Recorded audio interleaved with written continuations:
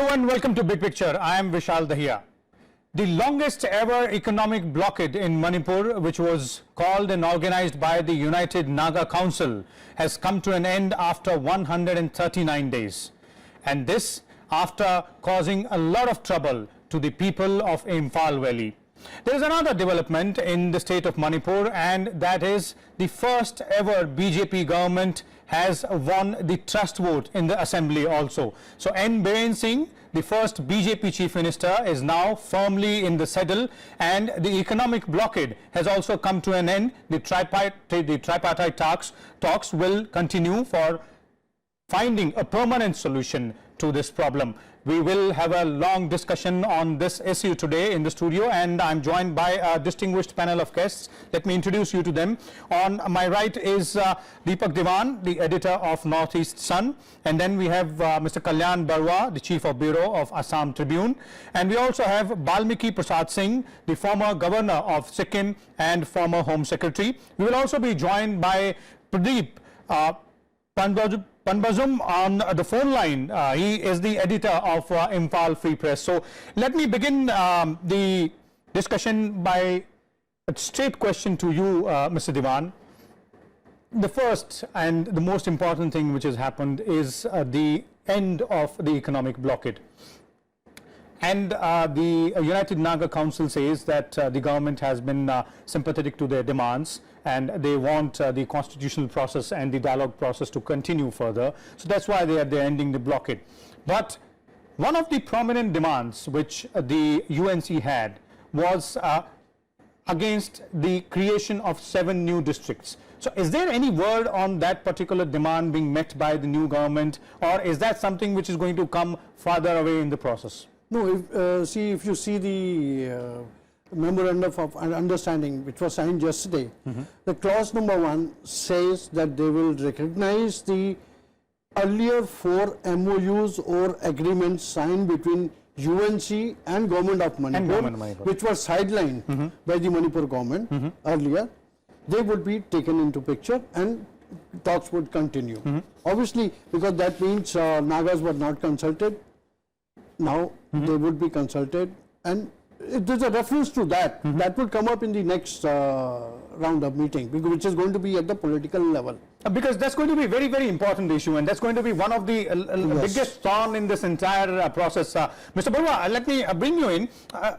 You know, this was a 139-day-old blockade. Blockades are not new in Manipur, and you know, it's not something which has happened for the first time. There was around 110-day blockade. I was going through the history of blockades in Manipur. But this blockade is seemingly very important because it continued throughout the election period. But it didn't affect the election in terms of voting percentage. The voting percentage still was on the higher side, around 86%. And then, you know, days after the new government takes charge, the blockade comes to an end. Is there something else to be read into it? No, the BJP government, BJP party, in the manifesto itself, they had mentioned that within 24 hours of their coming, they would ensure that the blockade is lifted. And accordingly, they acted.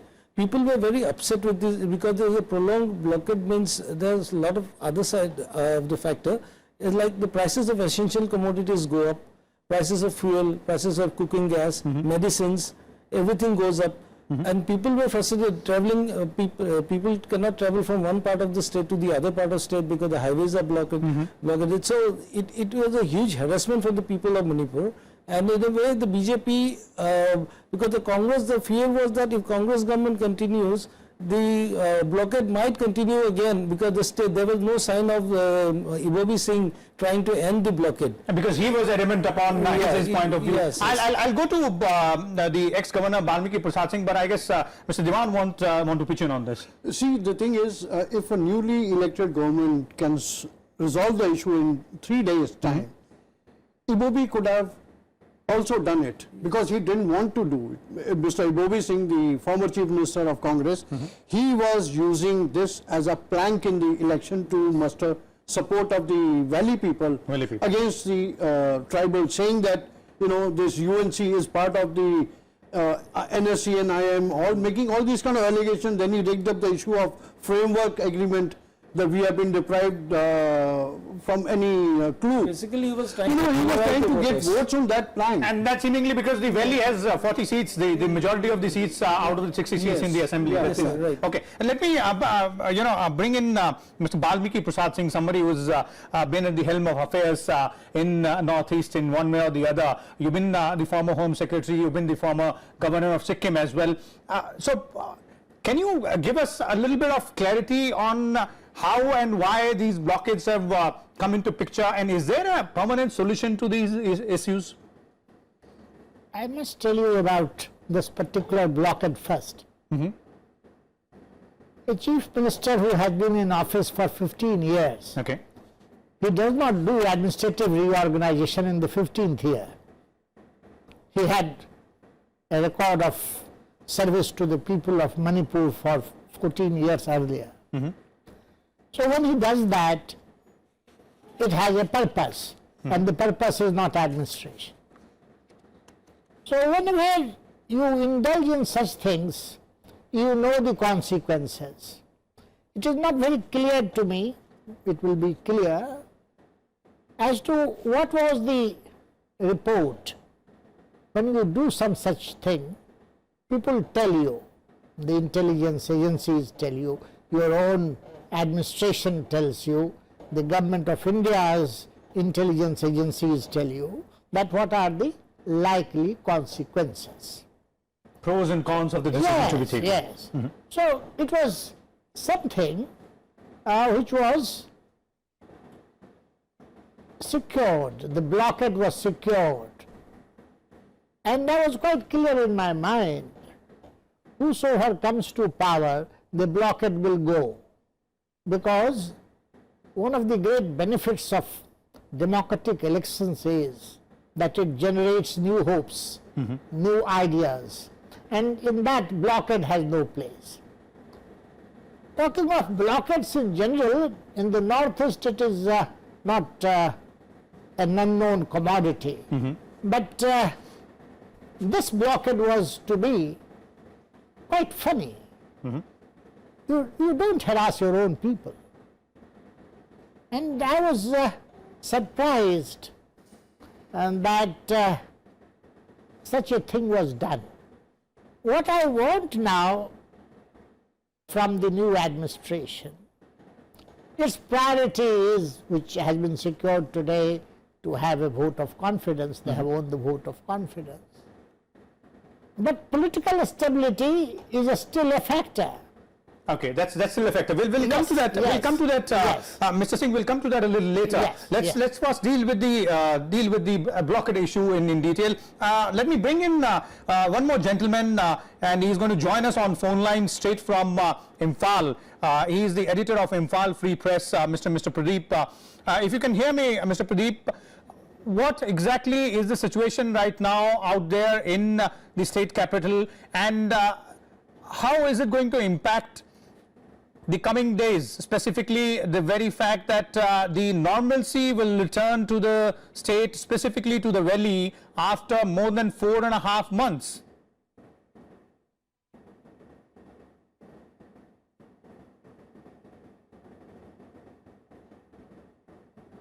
Okay, it seems we have lost that connection with Mr. Pradip. The same question I would throw to you, Mr. Diwan. I would like to say one thing. You mentioned today they have won the vote of confidence.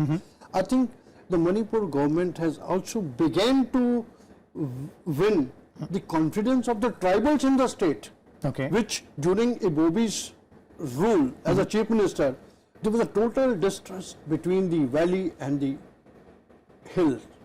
Okay. The people, tribals, there was an uprising against the Manipur government. If you recall 2015, that's how the entire thing started. Isn't that a bit early, Mr. Baruah, what Mr. Diwan is saying? Isn't that too early to conclude that the new government has started winning the tribals' support as well? They've been in power only for 5 days. Yeah, it's like this. This ending of the blockade is a very good chance and a very good beginning for the new government. Okay. So well begin is half done. That way you're taking it. And moreover, yesterday the chief minister, newly elected chief minister, while talking about this signing of this MOU agreement, He also referred to the Churachandpur incident where 8 dead bodies are still lying unburied. Unburied, yes, yes. And he referred to that. Now the next priority would be to speak to the people in Churachandpur and solve ensure and solve that. We've got Mr. Pradip back on phone line. Mr. Pradip, we're discussing the political situation as well as the situation arising out of the blockade, and now that it has been lifted,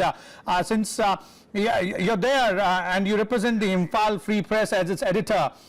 Yeah. What is your viewpoint as to how is it going to affect the situation in Manipur from here onwards, now that the normalcy has returned, or rather will return slowly, to the Imphal Valley, and the tripartite talks which are going to happen again, how will they move forward?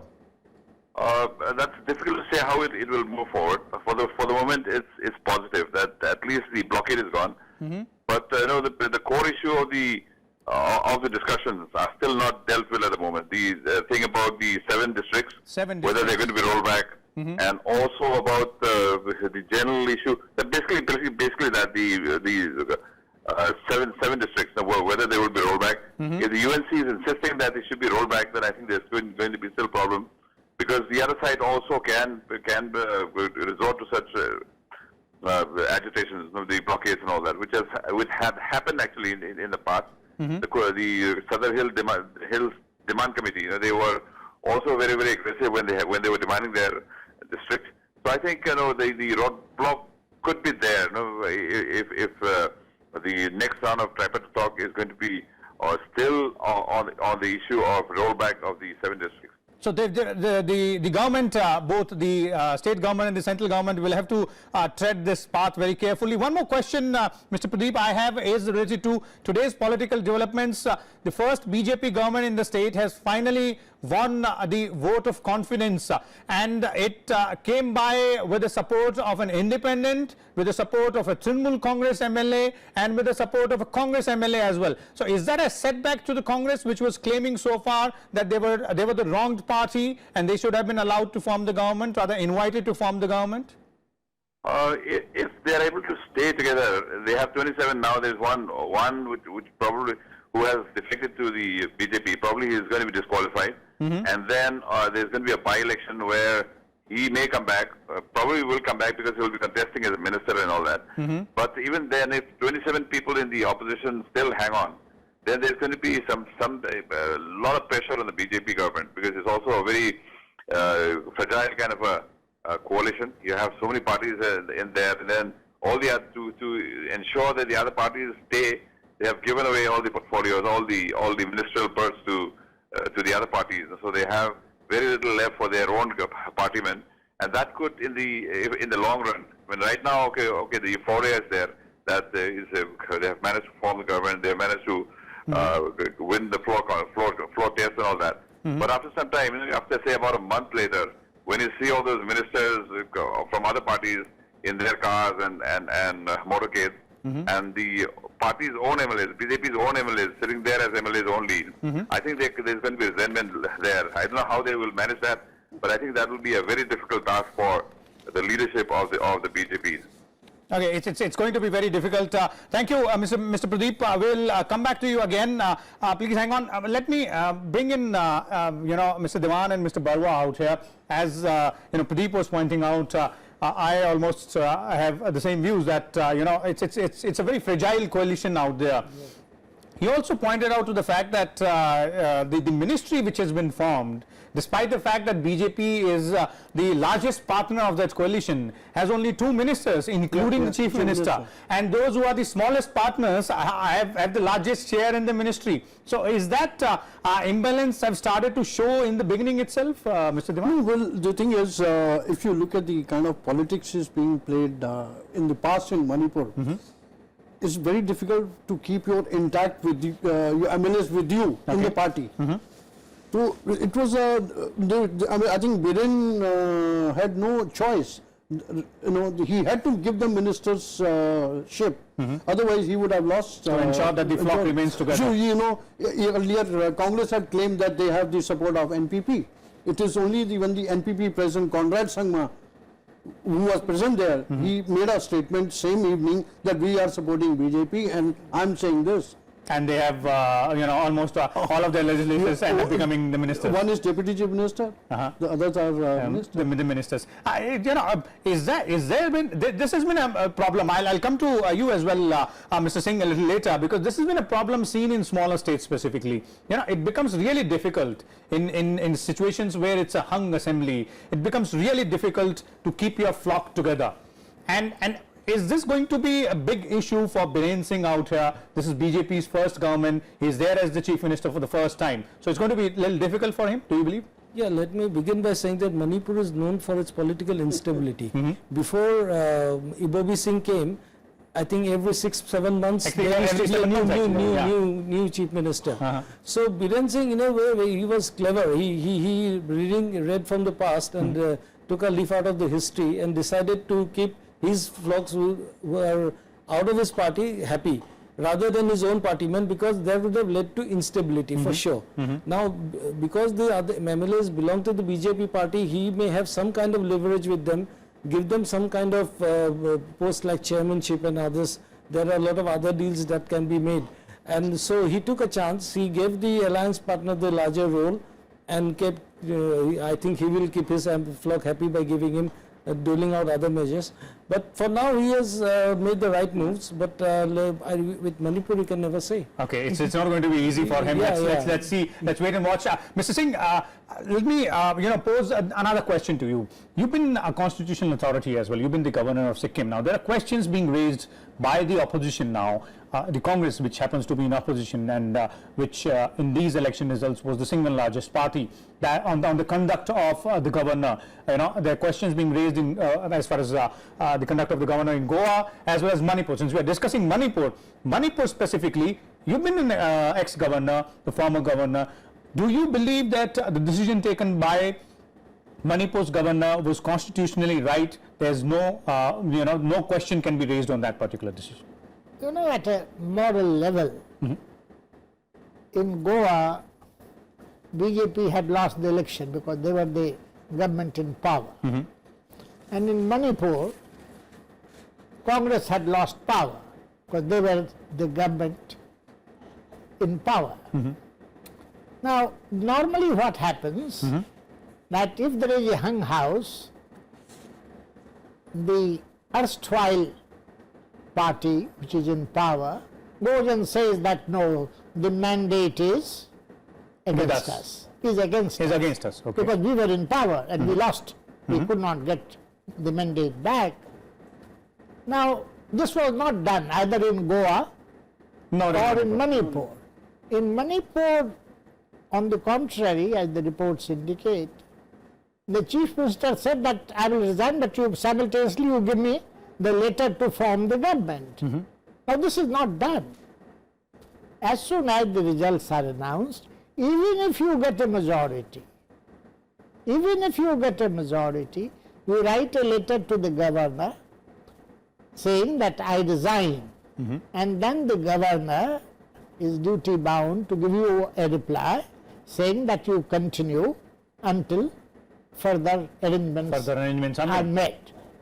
Now, then on receipt of that letter, the chief minister again goes, the caretaker chief minister again goes and says that look, I have a majority and this is the list. The governor verifies that, because if it is a particularly a hung assembly, and then if he or she is satisfied that this is quite a valid letter, so that person is appointed as the chief minister. So do you believe the question which is being raised by the Congress party, do you see any substance in that? No, as I told you, both the sides. Okay. There has been a moral lapse. In fact, there has been a moral lapse. Okay, now yes. This is a... there has been a moral lapse on the part of the party in power because it has lost the mandate. Okay. And then you try to appropriate power.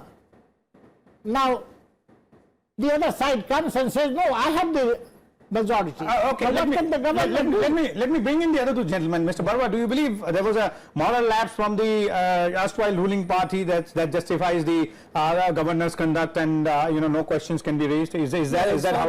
As far as Congress party in Manipur is concerned, it literally missed the bus. Okay. The BJP party, if coming to the political part of it, the BJP party ensured that the General Secretary was sitting in Manipur for 1 month.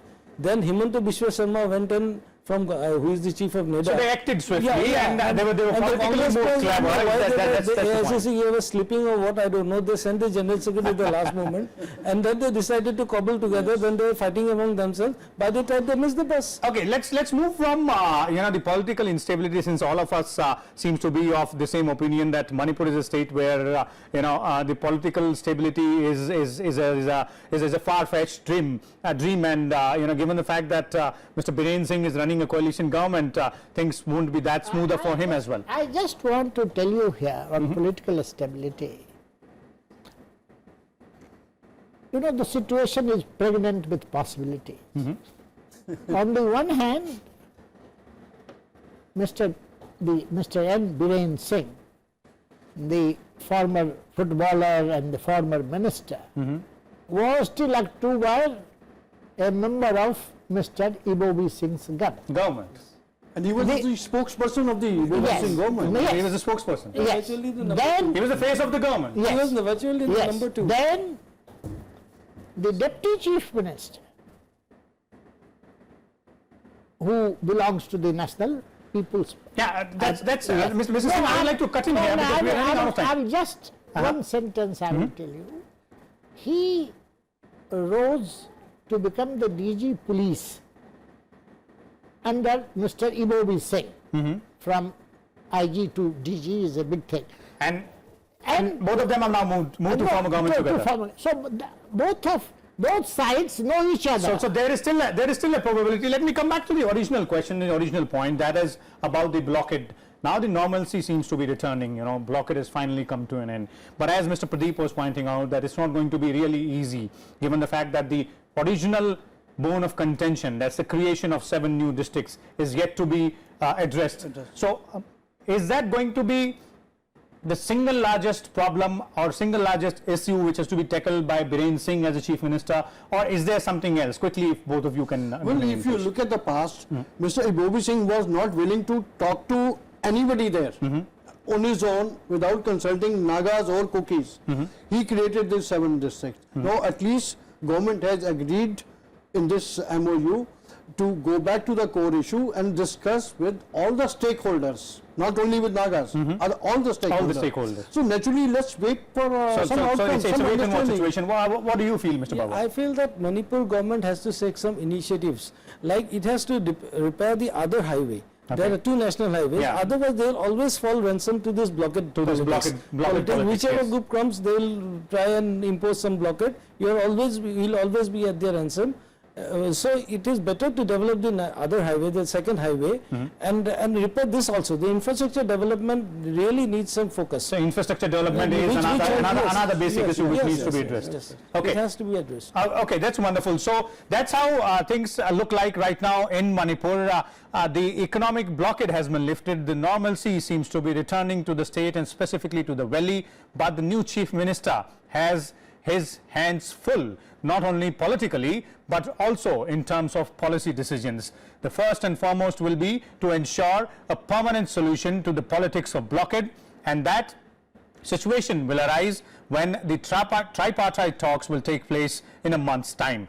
The chief minister seems to have a lot of tough task at its hands, including keeping his flock together, given the fact that the political history of Manipur has always thrown up unstable governments, and this again is a hung assembly. So let's wait and watch as to how politics and policy decisions take a turn in Manipur. Keep watching Rajya Sabha Television.